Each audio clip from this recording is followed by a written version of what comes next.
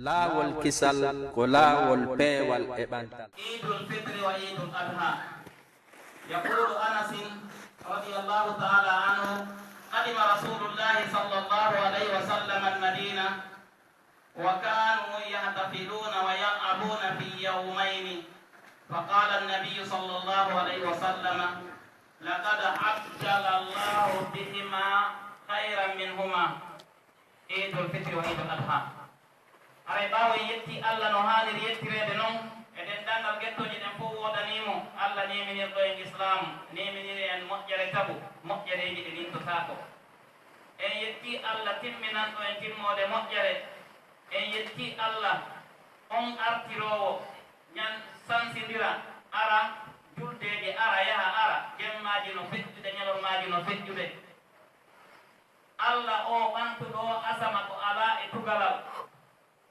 Allah mawnuɗo, Allahu akbar. Allah o weƴƴituɗndi leydi o waɗi pelle e mayri fi wotani dimbo ɗon. Allahu akbar. O waɗi peesirɗe fi yo nunɗal woodu e hakkundeji jama on. Allah hay fus haɗata ko faala okkude, hay fus wawata okkede ko faala haɗude. Allahu akbar. Allah ko mawni. Dendagal yettoje ɗuɗuɗe wodani Allah. Allah on seniɗo. Mi jarni o Allahjo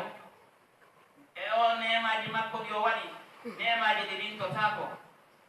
Ko faala wo ko ɗum waɗata hay goɗɗum ittatamo e ɗum ko kanko woni as-samad. Kala toriɗomo o wonata perduɗo, o wonata hayruɗo. Hay goto fontata juuɗe mum toro Allah o artira ɗi hara ko ɗe zéro, hara fus ala ton. ɗum woni o Allah moƴƴo. Miɗo seediti o Allahjo ala reweteɗo sina kanko. Himo ko ɓowraɗo e kala ko tawata hara ko yerurawo ma wallondirɗo ɗum alanamo. En no seediti wondema nulaɗo Muhammad sallallahu alaihi wa sallama on ko nulaɗo makko ɓurɗo moƴƴude piiji ɗin fof. O nulaɗo tawowo jikkuji makko ɗin ko tedduɗi ko labaɗi. O nulaɗo tawowo façon ji gollodiral makko fof koko newi. Yo Allah ɓeydi yurmede makko e o nulaɗo. Yimɓe suudu makko tedduɓe tawata hara teddungal hay fus ala ko dartotongal teddungal ɗon. E sahabaɓe makko tawnoɓe koɓe walloɓe mo ko yimɓe moƴƴuɓe. E hikka ɗon kadi kala jokkuɗo laawol ngol ɓen ɗon jokki mo ha ñalade joddi kuuɗe. Ɗum ɗon fof feƴƴi haray mi yamiri hoore an e onon yen hulu Allah. Haray kulol Allah ngol ko ɗum woni malal mawgal. Kulol Allah ngol ko ɗum woni ko marete fi ñande dargal. Kulol Allah ngol ko ɗum woni piidiji ɗin fof. Allah inni kono yo jiyaɓe Allah moƴƴuɓe hule Allah no haniri hulirede noon. Si o maayi hara kon julɓe yo Allah mawnin fi meɗen. Haray Allahu akbar, Allahu akbar, Allahu akbar. Musidɓe tedduɓe, Allah waɗani kala mofte juldeje e hino arta yaha ara no tan on yarata noon sansodira aray sowno wo e nder hitande kala e tan andaɗo ene gandi on ɗon ko ɗo waɗata. Fi honɗum fi yelaji ɗen mofte ɗon yo tabitu yo timmu fi yo aqida ɓen ɗon on diina maɓɓe kan yo tabitu yo selline yo fiɓe moƴƴa. Tawata hara ɗen juldeje ɗon ko ɗen woni ko tawata hara ko ɗum ɗo woni drapeau maɓɓe, ko ɗum woni logo maɓɓe, ko tawata ko ɓe andirte. Ko ɗum waɗi Ibnu Abbas o firi o aya mo Allah inni ka qur'ana wa li kulli ummatin ja'alna mansakan. Kala moftari men waɗaniɓe ɗuma no ɓe rewira Allah. Ko ɗum waɗi kanko ko firi ɗon ko honɗum wo ɗum ko iida ɗum woni juldere. Ko ɗum o firi ɗon. Enen en yiɗi Allah ko kanko suɓani en juldeje men ɗen ina enen suɓani hoore men. Allah noon o mawnini fi men o waɗani en o sennidiri en e mofte luttuɗɗin o moƴƴi e mofte annabi sallallahu alaihi wa sallama o moƴƴi e maɓɓe fi waɗangolɗe juldeje ɗiɗi. Ko ɗum woni ko julde suumayeɗo e julde donkin. Haray noon ɗe juldeje ɗo tiɗe ara ɓaawo tewe ɗe fop noon. Julde donkin aray ɓaawo dareede arafa e horugol ɗe ñalaɗe ɗon balɗe sappoje ko hoorete. Teddinimo ala ton ma wonɗo ton arana ñande ɓe dari arafa nden haray ko golɗe ɓaawo golɗe juldere nde woni arde haray ka suumaye ɗo kadi nde juldere nden no ara ko ɓaawo golleji ɗuuɗuɗi iwandema e juulugol e daragol e hoorugol e waɗugol fiiji moƴƴi e moƴƴugol jikku e tawde wonkiino laaɓi konna ko alaa hakkunde yimɓe ko welo welo woni hakkunde maɓɓe seytanuji fof no haɓɓa to ɗon ɗe juldeji woni arde ɗum hara ko honɗum waɗata ko fiiyo Allah jarne juldere nden ko Allah waɗani nde ko fiiyo jarne no jardire haray ko ɗum waɗi eɗen jarna Allah eɗen weltano Allah ina wi'en Allah a jarama men jarnima mi weltanikema ko ɗum waɗi Allah inni qul bi fadlillahi wa bi rahmatihi fa bi dhalika falyafrahu innuɓe yo nulaɗo ko sabu ɓural Allah ngal ko ɗum ɗon hana weltorede ko ɗum ɗon hana weltoreno waɗanede ko ɗum ɗon hana waɗanede ko innete kon pati waɗanede juldere sabu moƴƴere Allah nde waɗi nden haray noon ɓaawo nde juldere ɗo arugol mayre e ɗe golle moƴƴe na'am durɗo on no duwa weltade durɗo on o feƴƴini ñalaɗe welɗe tawata himo darono ɗo ɗo mo heɗo qur'ana ayeje no jange himo heɗo waajuji no waɗe kanko tigi himo succana Allah heewina toro Allah ɗum ɗon fof ko golleji moƴƴi haray himo haani jarnugol Allah ko ɗum weltante haray ko innete kon juldere ko welo welo weltingol wonki weltingol mo wonduɗa an jon gallejo a duwa naatugol welo welo ka ɓeygure maɗa eɗa duwa naatugol welo welo e ɓeygu ma e ɓiɓɓe ma e kawtal ma jama o fof no duwa welo welo wadde welo welo ko ɗum waɗi haray ko ɗum ɗaɓɓa nene Aisha sifi wondema o inni dakala alayna aboubacrin yawma al-idi wa rasulullahi sallllahu alayhi wa sallam musajjan bi thawbi wa indana jariyatani tughanniyani wa tatrabani فزجرهما أبو بكر فرفع رسول الله صلى الله عليه وسلم رأسه فقال دعهما يا أبا بكر هذه أيام عيد أيام عيد سبحان الله أبو بكر نينا سنصفنا دين أبو بكر ناتي كنولاد تبي نولاد نوسوتي سوني نوالي نكوغو تاي نيني عائشة كان نجودي تاي مماري دون جيوي إيدو يتوسو كوي كوي دون نجيما نمو دون كلا نمو وهادي بي nulaaɗo ɓanti ɓe maaki aboubacry accu ɗum ɗo ko welo welo ko juddere men ni ɗum ɗo holli sonnaaɓe ɓen no newnana kellugol e amugol ñande julde e jombugal kono hara ko kellugol amugol naa musique wona waɗede kon jooni ɗum ɗon hiɓe newnana ɗum ɗon haa jooni ko innete kon tappugol wano paani wano anndirnoɗen ɗum no inne duf haray ɗum ɗo no newnanaaɓe sabu ɗon nulaaɗo tabintini ɗum ɗon ka nene Aicha no woodi hadiseji ka tabintini ɗum ɗon nene Aisha maaki kuntu astatiru bi rasulillahi sallallahu alaihi wasallama aw fi riwayatin yasturuni rasulullahi sallallahu alaihi wasallama wa ana anzuru ila al-habasha wa hum yal'abuna fi sahati al-masjid wa kuntu jariya nene Aisha no sifade nulaɗo adda mo hari innete ɗen Ethiopian ɓe no ton ɓe arayɓe adda fijilaruji maɓɓe ɗin ñande julde argol willoni kafaje fijugol ɗum fijilaru nene Aisha annabijo addi ɓe waɗi woni ɓaawo maɓɓe ɓe woni ɗo ɓe wirni ɗon hara ɓe suti nulaaɗo woni ɗon e fillayeji ɗin ɓe inni nulaaɗo woni ɗon haalandi nene Aisha yoni a haari a weltike ɓe maaka o e abboto ko ɗon nulaaɗo woni haa nene Aisha maaki yoni si ɓe acciti ɗum ɗon fof ko won ɗum holli haray gorko koye woni niwiɗo fewndo ɗo e nde juldere hay sina e nde juldere niwinanen ɓeygureji men ɗin niwinanen hoore men e hunde ko daki kon ina e hunde ko harmi haray juldere nden ari juldere nden ko welo welo side ari leydi ndin fof jalbay leydi ndin fof annora waɗay anna on atmosphére on fof jalbay ndaaru yimɓe ɓen kadi no sansori yimɓe no pari no labintini coñci kesi ɓurnateeri moƴƴiri ɗerɗe laaɓuɗe fewtodiral moƴƴal haray ɗum ɗon fof sino waɗi haray ko honɗum saria faalana ɗum ɗo ma waɗani ɗum ɗo koyo ɗum wonu nder men kadi ina ayi won ɗum ka yaasi ina aya watto ɗo coñcol labangol tawara nder ma on no boni hiɗa marani goɗɗum goɗɗo ka nder hiɗa monani goɗɗo hiɗa anniyani goɗɗo ko boni hiɗa anni waɗugol ko boni ina ɗum ɗon faanda e nde juldere juldere nden ko yo taw ɗum piiji ɗum fof iwani mo kala fotta e ɗaaren aray ka juldere ɗo ka juulugol ɗo fof no looti no urniti gooto mala bargol sakko ɗum inñine hana fof no fotondiri juldere nde koyo welto lanɗo koyo welto njano tosoko suddiɗo gorko ko wellowlo fi fof ko fof Allah waɗani koye fof yo welto ko ɗum waɗiti zakatul fitri waɗa ɓe mara ɓe mbi yo heɓu ɗo yo juule haɗa kamɓe kadi ɓe mari ɓe ala e torade nden ñande eɓe mari koɓe heɓata donc haɗa ko ɗum woni ko sariya o waɗani ko innete kon juldere haɗa koye waɗu moƴƴere hakkundeji meɗen eɗen andi nulano sallllahu alayhi wa sallama e nder ko yewtereji maɓɓe ɗin ko fiye wonu musidɓe ɓe maati laata ha sabu wota on ajidire wota on waɗidir ndayguji ɓe maaki wala tabagatu wota on waɗidir konnaguji hakkudeji moɗon wala tanajasu wota on haɓɓidire jamfodire geyguji waɗugon jampaji ɗi anduɗen ɗin e jirgeɗi ɗum wala yabi baɗukum ala bayi ahad maɗum wala tadabaru wota on ɓappodire an waɗa taƴandiro e goɗɗo yaha to yaha to wala yabi ibadukum ala bayi bada wota goɗɗo mon yeeyo e ngeygu goɗɗo ɓayɗum ɗum fof ko addata ko hawle wa kunu ibadallahi ikhwana wone on fof musidɓe hara ko ngaade ngoto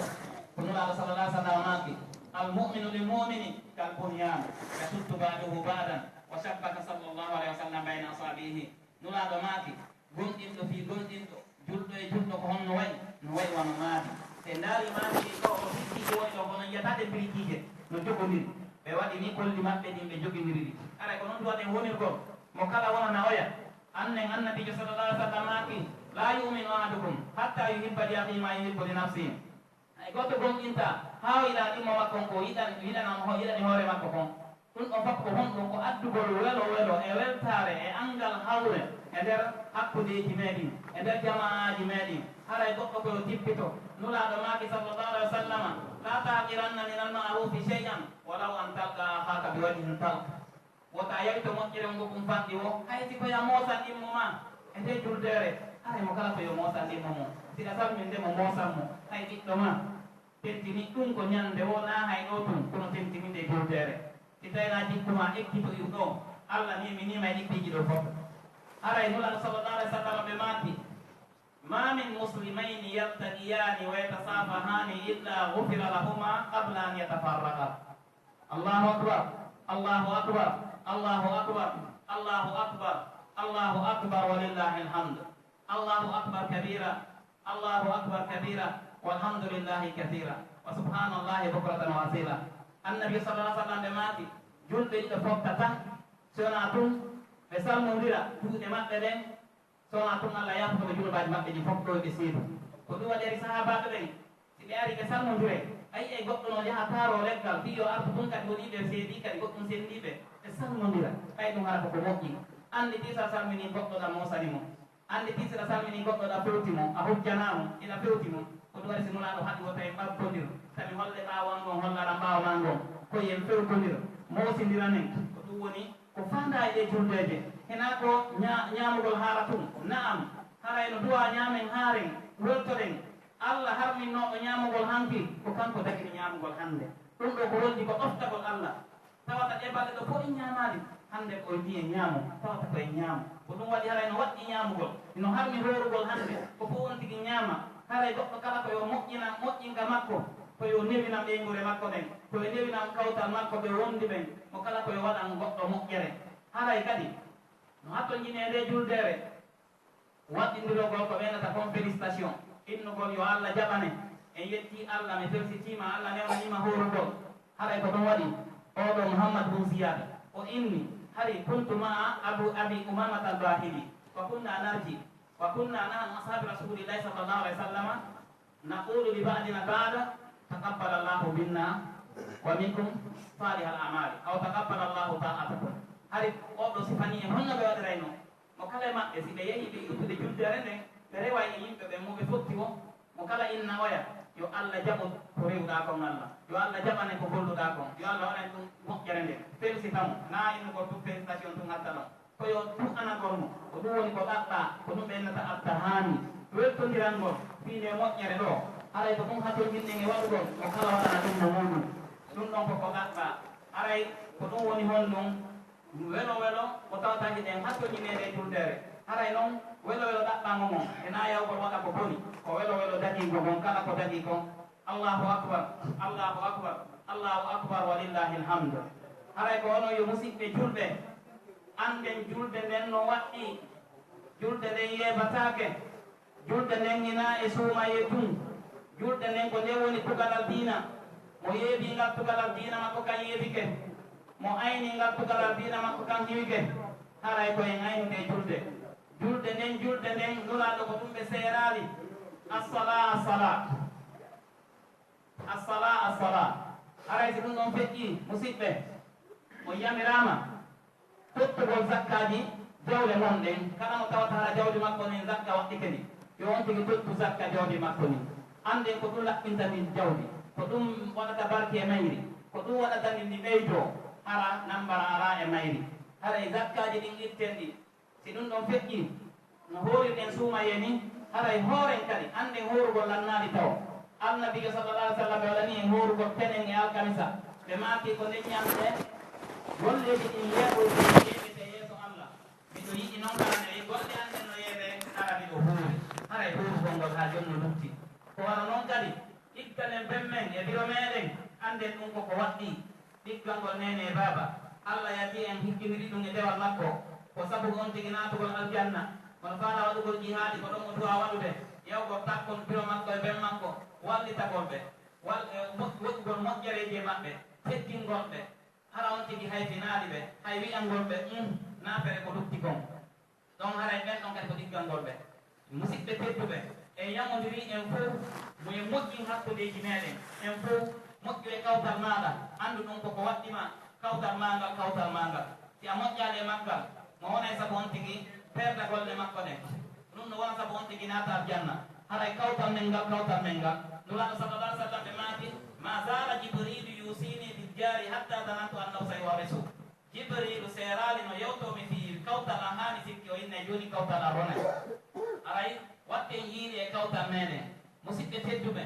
woɗɗitoɗen ko innete kon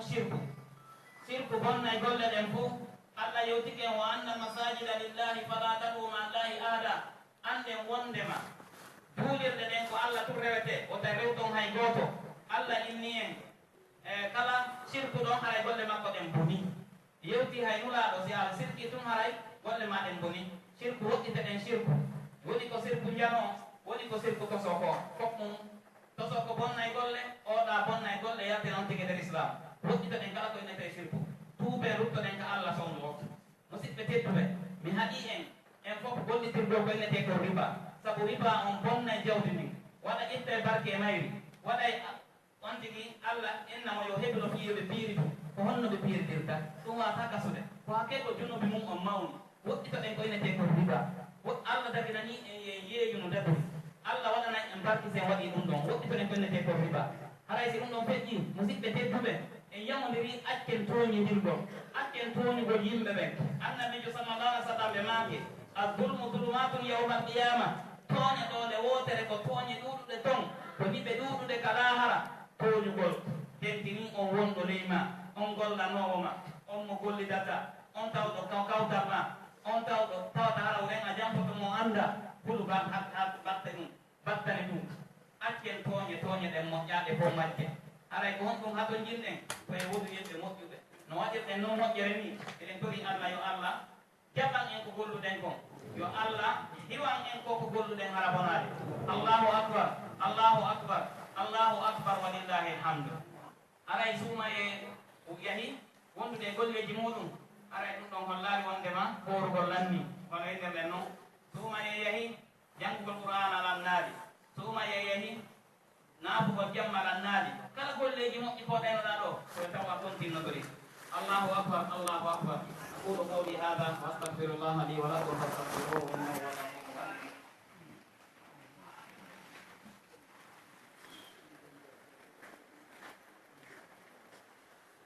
Alhamdulillahi ala ihsani wa tawfiqi.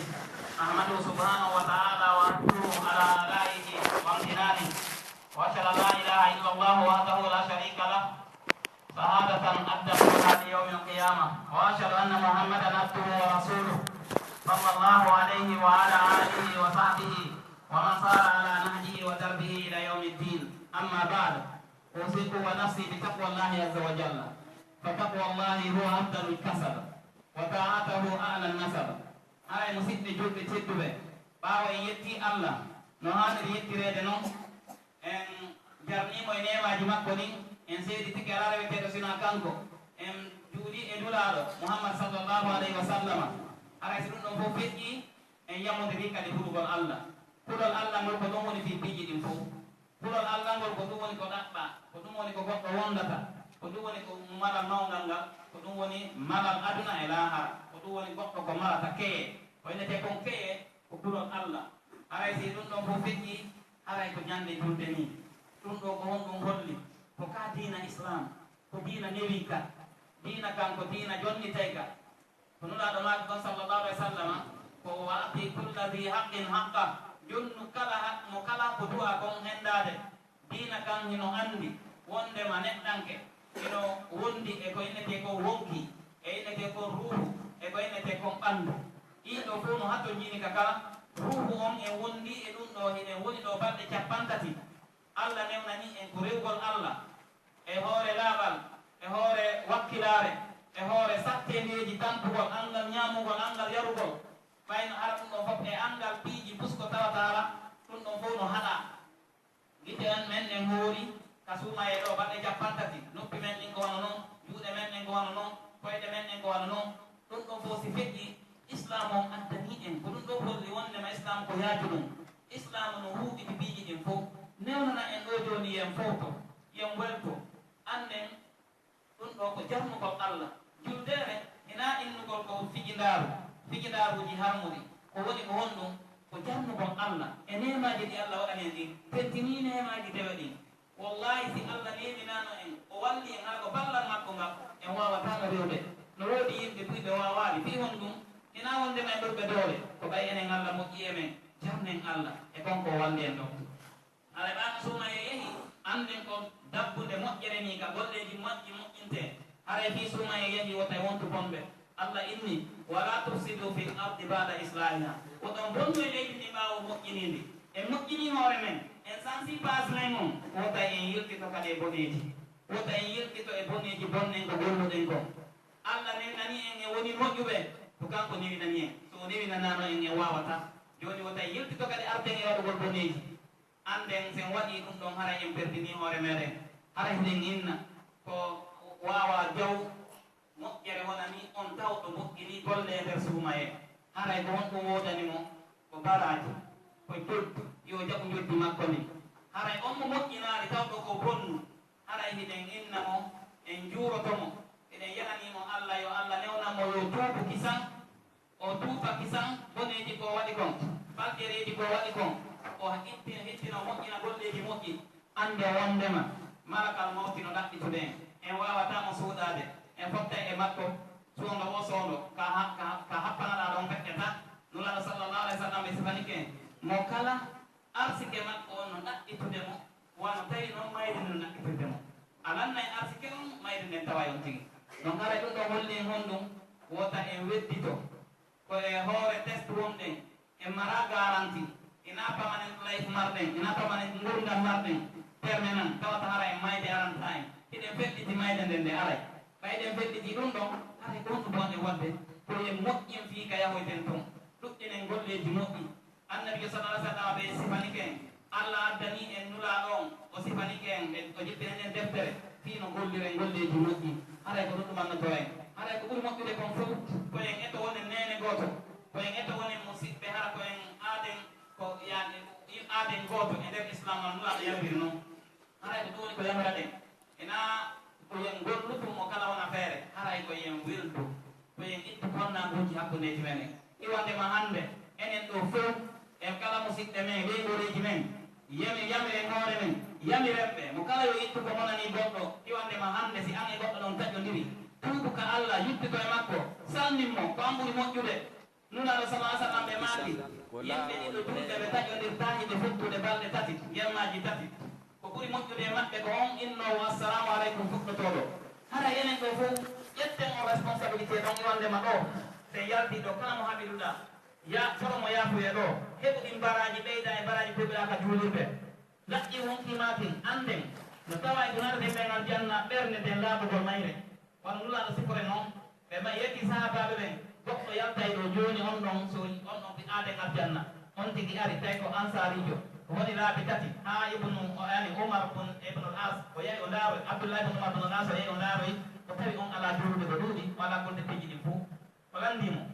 o inni wo ko miɗo andi tum hunde wotere ɓerde anden no laaɓi ɗumana konnaɓe fi yimɓe ɓen wallahi adim yiɗɗa yimɓe ɓen pinanɗa hoore ma kon allah okkete ɗum ɗo piiji ɗin fof so tawona no gooto ɗo añata goɗɗo ɗum ɓeydatama ɗuytete woni yiɗɗa yimɓe ɓen moƴƴo e yimɓe ɓen rahimallahu rajulan samhan ida ba'a samhan ida stara samhan fi amrihi kulli yo allah yurme o neɗɗo newiɗo wonɗo himo newi kanngeygu makko e ga soodugol ka yeeyugol ma e golleji ɗin fokkta baaden newiɗo hakkude makko e wonke makko himo newi hakkude makko e ɓiɓɓe makko ko waaden newiɗo ko ɗum ɗo woni ko duwa kon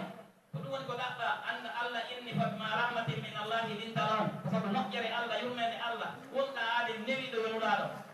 si tawnona ɗum fof jogete ko hon ɗum noon si fof jogima ko ɗum nafata